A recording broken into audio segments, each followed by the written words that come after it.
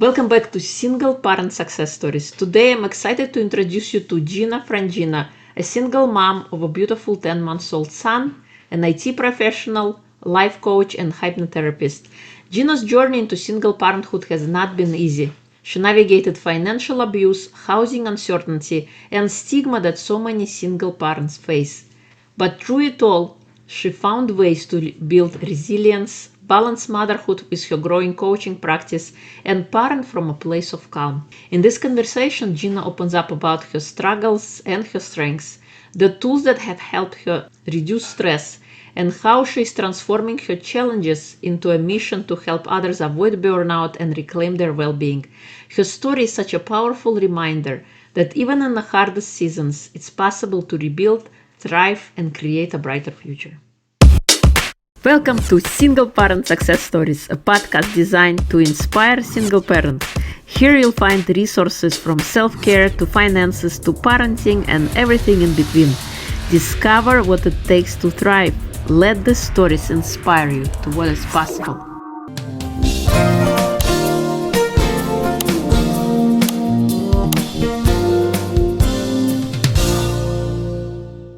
Before we start the next conversation, I want to invite you to check out my amazing book, The Gift Inside, a powerful guide for healing your body, mind, and soul.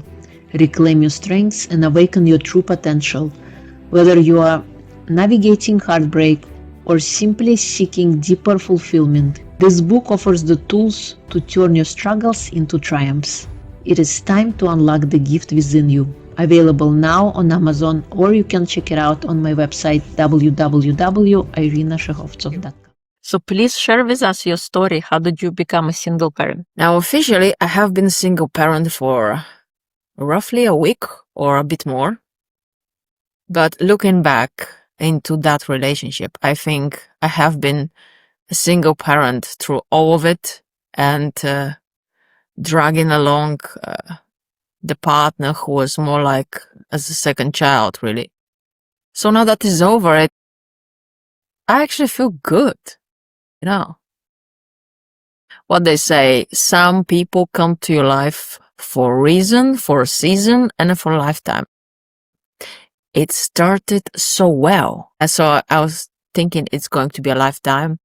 And I was thinking that this will be my last relationship and I'll have a happy family. And I was very happy to get the news of being expecting a baby and having it and all that. And I guess I have missed all of the signs who were there that were telling me that it was not meant to be. So you see, now we live in digital world. So most of the time you meet people online and they present themselves in a way that you don't always know if it's the real self. And this was my case. In the beginning, it happened wonderful. He was this nice, affectionate guy who was very well with words and he was attentive. He was messaging me every day, wishing me a good day, asking me what I'm doing and using good, nice words. And I was feeling this bubbling feeling of happiness and start to soon fall in love. Although now, if I look back then, some called this behavior love bombing and it's a red flag. But I was happy and biological clock was tick-tacking. So I was like, well, okay, let's see where this will go. We were very much aligned into what we want in life, family and children, and I just jumped right in. So soon after we met physically, he was very charming. So my feelings started to grow and we moved in together. And soon after that, I found I'm expecting a baby. And when did the problems happen? Actually, there have been indications beforehand. He had times when he had problems with his bank and would ask for a small sum. I mean, I paid some of our dates because I'm very much into equality in a partnership, in a relationship. I have no problem to split the bill or to pay a few times myself. I think It's supporting your partner. That's how I was seeing that. But with time, with passing months, although he was saying he was working, I could not see money coming in. And I was the only person who was paying rent, bills, and all that. And with the time, on top of that, he was having fines and other money issues coming from his past life. And yet this was odd to me. Why would you not be aware of that? And why would you expect your love partner to be accountable for your mistakes and pay for them? But I was believing this was a temporary problem. I was believing he'll bounce back and the bad times will end. And finally, the good times will come, and I'll keep my family. I'll be happy, and my son will have a stable house, and he'll grow a happy child and be raised with two loving parents, and be happy. Yes, I was hoping I will be happy. But there's something about money itself. The way we see money, they're not just a digital number in our bank. They're not just this paper we exchange for goods. Money are energy. I would say they're lifeblood, they're life force. Especially when this is in a relationship. The more money I was giving, the more this relationship was drained by me of meaning, of feelings, of compassion, of security. And at some point of time, I was feeling that not getting anything. There was no return of investment in this relationship for me. He was no longer this person who could talk well or wouldn't want to discuss the problems and would dismiss my worries. My biggest worry was around rent and bills, because as the only person who was actually bringing money and having to spend a lot, because he was demanding money every month. It was such a pressure. It was so stressful. I think because I'm a hypnotherapist and a life coach and I help people with stress, I think I was able to recognize the signs of stress in myself, and it was just keep building up. I could not get any relief of that. I mean, I started looking for help. Now, things that are important. You need to have a good support network. That means friends, a family, and institutions. When a woman is experiencing any time of domestic abuse, because at the end I had to face it. It was abuse. It was not just, oh, he's just bad with money and unlucky. No, it was abuse. So the first thing is you have to face the problem, accept it. And the second, try look for help. So I start talking with family, friends, because you do need emotional outlet for this. Otherwise, you may get ill, you may get, I don't know, whatever. It will be hard. Yes, you get ill. There's no other way. It could be physical, or you could be something somatic or mental, but eventually you get ill due to all of the stress and the burnout. And then I start looking help from institutions, because that's the right thing to do. You look for help, the official parts. And everywhere I was talking with was that my caseworker with charity that was helping women, or National Abuse Line, they were saying, or even the police, we can't help you until you break up this relationship and tell him to leave. You see? So in a way, for me to receive help, I had to help myself first. I had to make this decisive action. And at some point of time, I realized that I was essentially giving away my power. Yes, the moment you decide, no, enough is enough, and break it up, stand up for yourself, this is the moment you take your power back. So in a very dramatic line of event, I did exactly that. But you see, it was not, now I look back, I was not doing it for me. I had a bigger reason to do that. It was my little boy. I mean, I was in this relationship first that long for him. Initially, I'm thinking, okay, maybe he'll be a good father. I mean, even if he's bad with money or have financial troubles, maybe he'll be a good father. He was not. So, because it's not just saying someone you love them, you have to do the action. You have to do the physical care. You have to be there to listen, to be present, to do things for them. Not just, oh, I feel good, I'm just gonna play with you, and that is that. The rest, your mom can take care of it. Okay, moms do take a lot in physical care of a baby. I mean, we are 24/7 available. even if someone else is in the room and entertains your baby. But it's still, it's a privilege to take care of your baby. Yeah, it's a joy, it's happiness. So at the end, I had to step up for my son too. I was thinking, he needs all these material things I can provide to him if my money stay in my pocket. Because he was not getting it. And we are actually getting evicted because I could not pay the rent, because my partner, God knows for what, was too busy spending my money for fabricated issues and reasons and emergencies he was just pressuring me with.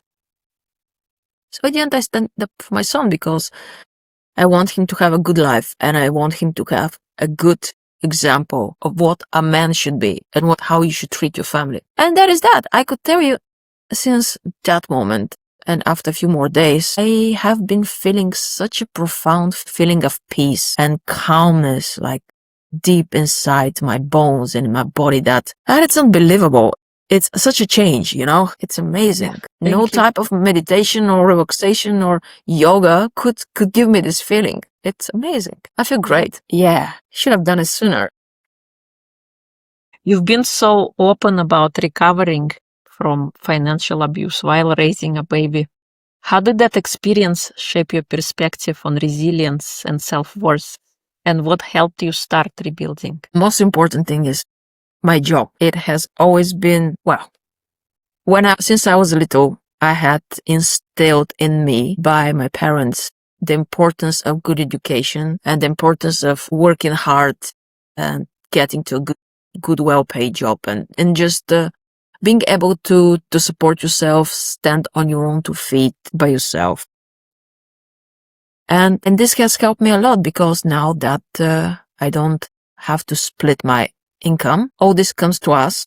And yes, we'll have a few hard months because I have to pay double rent this month. But my mom, my family, they have been supporting me financially for a little. And I have a couple of side hustles who also bring in a little bit of money. And, it's like little by little, you make them. It's not about hitting the lottery to amass some wealth. It's the little things that you do every day to add to what you have. I'm a big believer that you should be constantly trying to increase your income and not expect a lottery or some windfall to make it better. And you should work hard, having the work ethic. Yeah, you're right. Thank you. Having that upbringing helped you now to stand on your feet. Yes, it will be hard for a little bit. Does. You mentioned the isolation and stigma that many single parents face. What would you say to someone who feels unseen behind the smile and is silently struggling? Yes, this is really still in some societies, I imagine it still exists. If they're more patriarchal, will be mostly the woman that will be seen as bad, if they're single parent. But honestly, it is really hard to be a parent. So give yourself a little bit of credit and self-love. You're still there. You're still in action. You're still doing the best you can. Don't need to care about the opinions of people that are not your friends. They're not gonna pay your bills. They're not gonna give you a hot meal on a days when you feel too tired to cook. They're not gonna hug you. They're not gonna take care of your child. It's just their opinion is irrelevant. You're so right. People who are not contributing to our well-being, why do we need to care about those people? Oftentimes we think so much, but people are very selfish. They mostly think about themselves. Meanwhile, we think they're thinking about us. That is true. Yes. I mean, as a life coach and hypnotherapist, you guide others in reducing stress and avoiding burnout. How have those same tools supported you personally as a single mom? Well, I am actually perfectionist in my work, so sometimes I have to remind myself that I should not strive for perfection in my personal life when it comes to care of my baby, because he's not gonna give me appraisal at the end of the year. So it's like, for him is enough. I'm there, physically there, and give him what he needs. He has no concept of what is perfect or Does it need to be perfect? So I have to retrain myself now just to be good or just to do the things, whether they're good or bad. You just do them. At the end of the day, the result matters. Get the result that you need to get, even if it's not the best performance. It's okay. I mean, especially if you're a single parent, you have so many things on your head. Your living room, you don't need to clean it every day, to vacuum it every day, everything to be sparkle or dust free. Who really will appreciate that? Are you giving big parties where you invite people every day in your home? No, it's too expensive. You can't afford that. So if you're having in your mind a voice that is telling you, oh, you have to be perfect parent, this most likely comes from your childhood. So your inner child. As a hypnotherapist, there are some techniques that could help you to work with your inner child so you clear this up and don't be stressed anymore. I try to do that myself. Totally. Thank you. You're so right. That's perfectionism, a mindset, and to do everything great.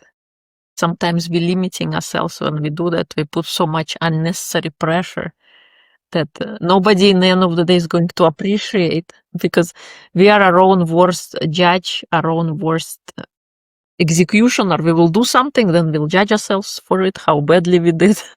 Nobody else in the world will do such a harsh job. So taking it easy, and you're right, kids, they don't know perfect. Just if you are there for them, if you are present with them, that's what they're gonna remember the most. Looking ahead, what's your big vision for yourself, your son, and the impact you want to create in the world through your work? When I was younger, I was thinking, I want to do something important, something to give, something to impact other people's life positively. But I never knew what was that. I mean, I like to learn and I like to share my knowledge, but this is not enough. I mean, we live in informational age now. We have ChatGPT. I can ask him anything. He'll tell me anything. I don't need, you don't need to ask professional about something. You just say, hey, ChatGPT, take the role of this professional and tell me this, and this, and it's done. However, I do believe that there are things that you really can't do with AI. One of these things is my podcast. As you mentioned in the beginning, it's called IT Stress Relief. It's dedicated to helping IT professionals to achieve work-life balance and take control of their stress and burnout. There, I do share practical tips from different areas of related to business psychology, like perfectionism or avoiding burnout or anything really work related.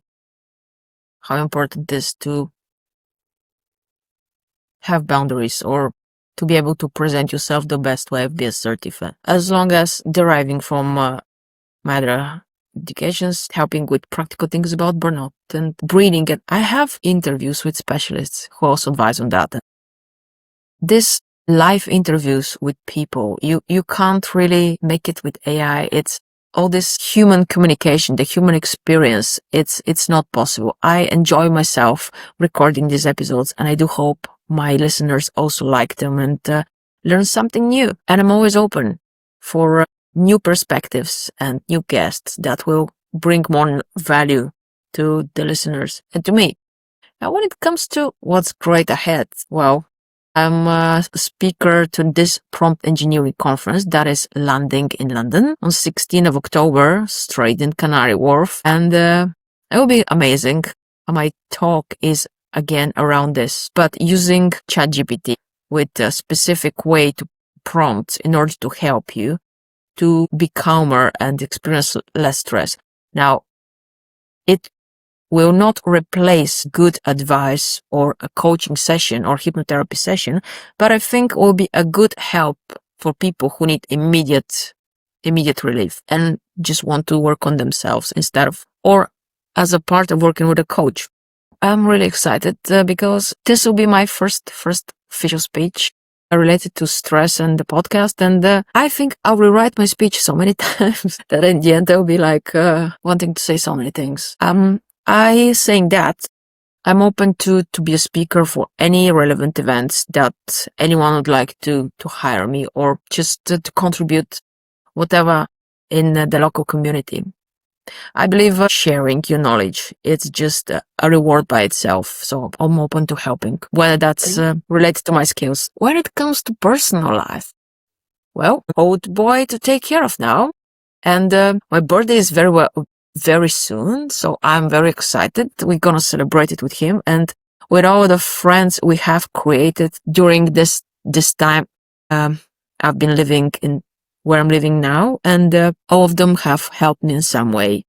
So I'll have a few little parties where I'll bring cakes and we're gonna celebrate together. It will be really nice. And yeah, having a baby is like literally you're responsible for another life, and it's a whole new world that you can shape and lead to a better direction, or just to see them how develop, and be happy for their wins, and console them when they experience sad moments and losses. And whatever the future holds, I'm sure it will be amazing. And I will just dedicate myself to this little boy and my work plans, and yeah, just be happy.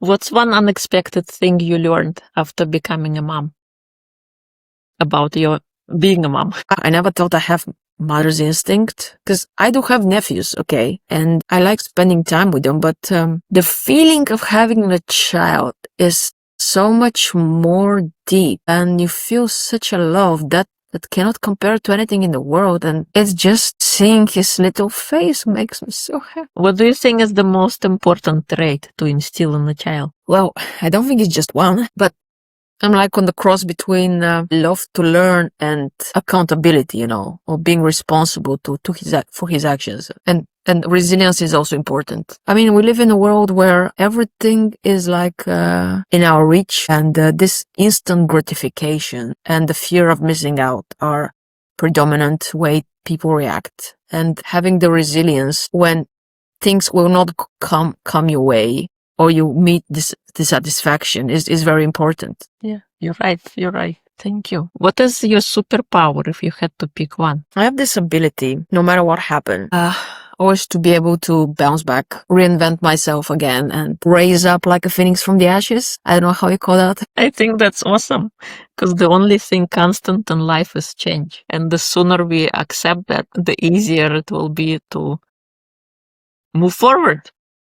No matter what life presents itself, we have this ability to shape how we want to feel and what we want to create. Yes, it's the mindset, the can-do mindset is like, well, okay, something happened. It's not the end of the world if you're alive, if you have all of your faculties together. I mean, we've seen people recovering from horrible incidents that's, not perfect bodies or whatever, but they have the mindset and they turn their life around and they thrive. So you need to keep fighting, keep the good fight, no matter what happens in your life, because it's not over until it's over, right? So just keep fighting. Yeah, you're right. Thank you. Anything I haven't asked that you would like to share? Any final words for single parents listening? Being single parent is not the end of your journey. It's just a temporary state, and it does not define you. You have your personality traits, you have your character. It's just something that you do. That's it. It will get better in time. You eventually arrange your life in a way to serve you, but you just accept it and roll with it. And if you need support, ask for it. I'm like being raised to be a problem solver and fixer and never ask for help. But the moment I start asking for help, this is when I actually got the help. And with time, with that help, I was able to make the step. So it's a new thing for me, asking for help. And if you need help, you better ask for it. Don't feel like they will not help me or I'm not that important. You are important. Everyone is important. And you have a mission. You have a mission to raise a child. This overrules everything you have as insecurities or fears or whatever. You just have to step up for yourself and your child. Thank you. Yes, very powerful. I'm also of the same kind of growing up, asking for help.